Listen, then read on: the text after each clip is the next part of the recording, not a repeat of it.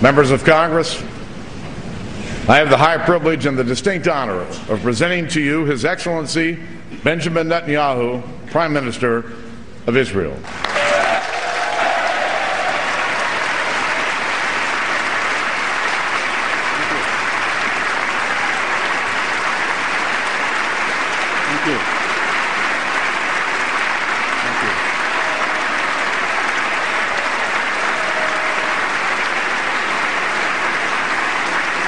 Thank you very much.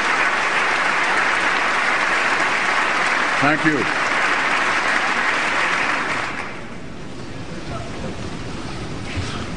Vice President Biden, Speaker Boehner, distinguished senators, members of the House, honored guests, I'm deeply moved by this warm welcome. And I'm deeply honored that you've given me the opportunity to address Congress a second time. Mr. Vice President, do you remember the time that we were the new kids in town?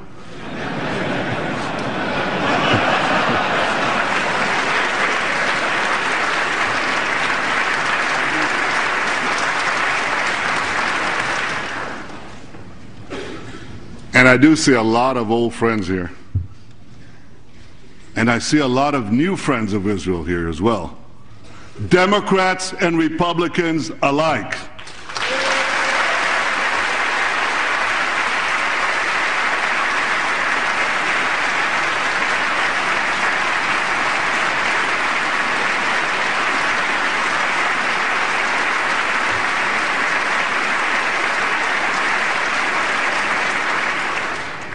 Israel has no better friend than America, and America has no better friend than Israel.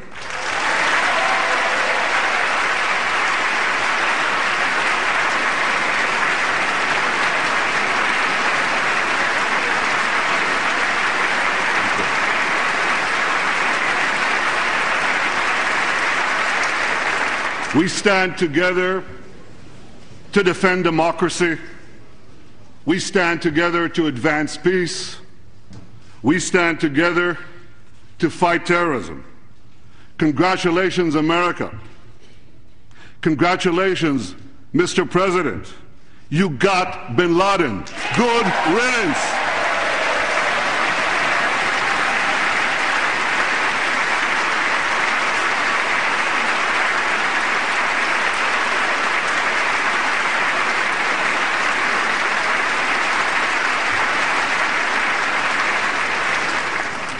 In an unstable Middle East,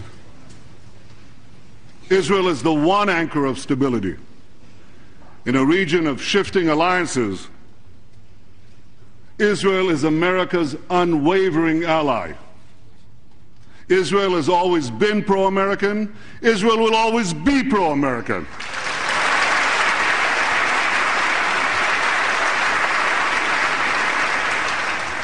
My friends, you don't have to you don't need to do nation building in Israel. We're already built.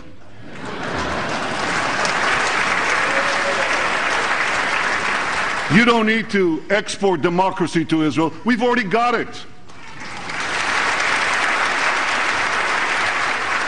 And you don't need to send American troops to Israel. We defend ourselves.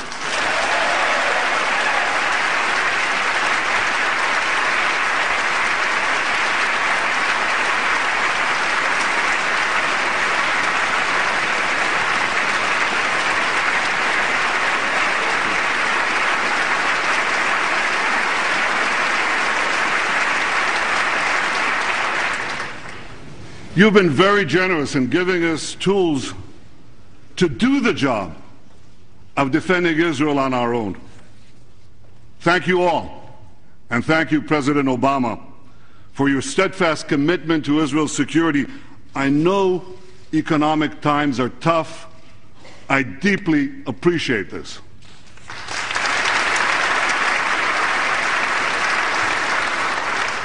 Some of you have been telling me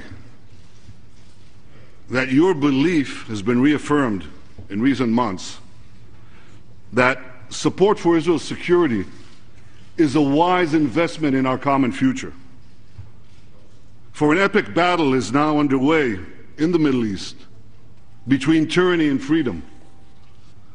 A great convulsion is shaking the earth from the Khyber Pass to the Straits of Gibraltar. The tremors have shattered states. They've toppled governments. And we can all see that the ground is still shifting. Now, this historic moment holds the promise of a new dawn of freedom and opportunity. There are millions of young people out there who are determined to change their future. We all look at them. They muster courage. They risk their lives. They demand dignity. They desire liberty. These extraordinary scenes in Tunis and Cairo evoke those of Berlin and Prague in 1989. Yet, as we share their hopes,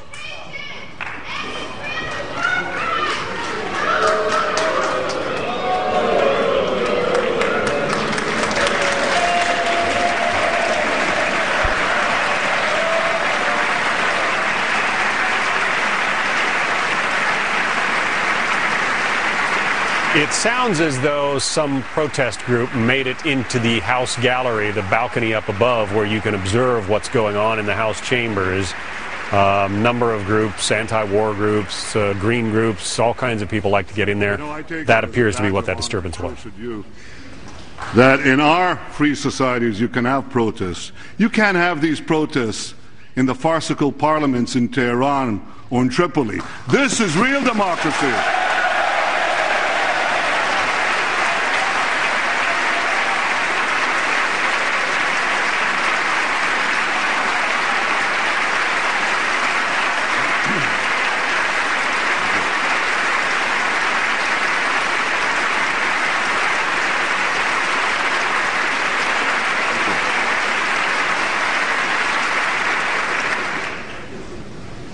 So as we share the hopes of these young people throughout the Middle East and Iran, that they'll be able to do what that young woman just did. I think she's young, I couldn't see quite that far. We must also remember that those hopes could be snuffed out, as they were in Tehran in 1979. You remember what happened then. The brief democratic spring in Tehran was cut short by a ferocious and unforgiving tyranny.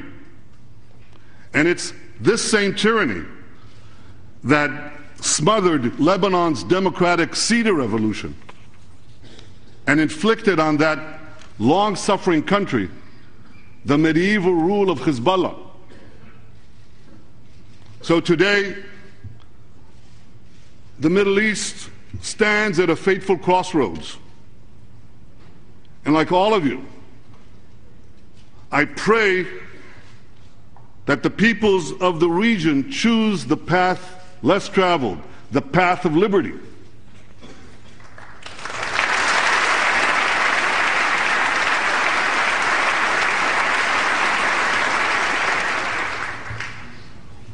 No one knows what this path consists of better than you. Nobody. This path of liberty is not paved by elections alone. It's paved when governments permit protests in town squares, when limits are placed on the powers of rulers, when judges are beholden to laws and not men, and when human rights cannot be crushed by tribal loyalties or mob rule. Israel has always embraced this path in a Middle East that has long rejected it. In a region where women are stoned, gays are hanged, Christians are persecuted, Israel stands out. It is different. And this was seen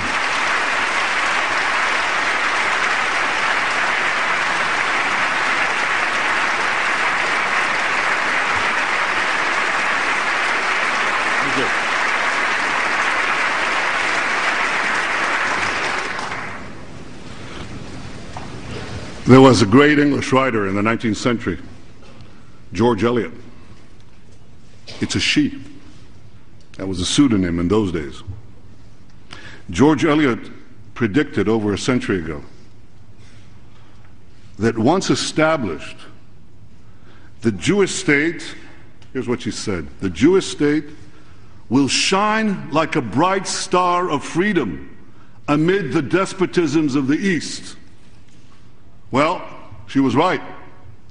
We have a free press, independent courts, an open economy, rambunctious parliamentary debates. Now don't laugh. You see, you think you're tough on one another here in Congress? Come spend a day in the Knesset. Be my guest.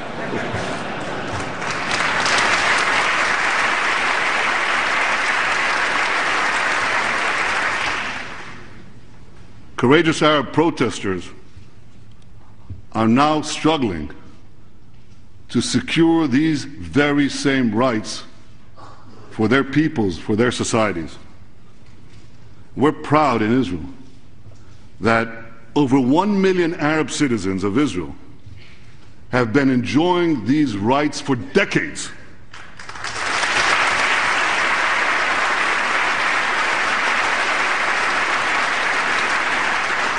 Of the 300 million Arabs in the Middle East and North Africa, only Israel's Arab citizens enjoy real democratic rights.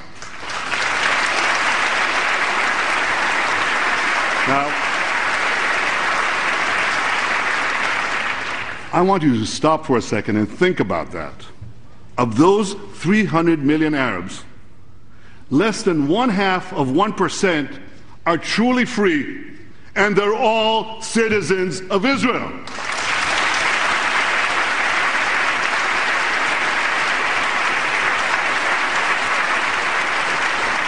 This startling fact reveals a basic truth. Israel is not what is wrong about the Middle East. Israel is what is right about the Middle East.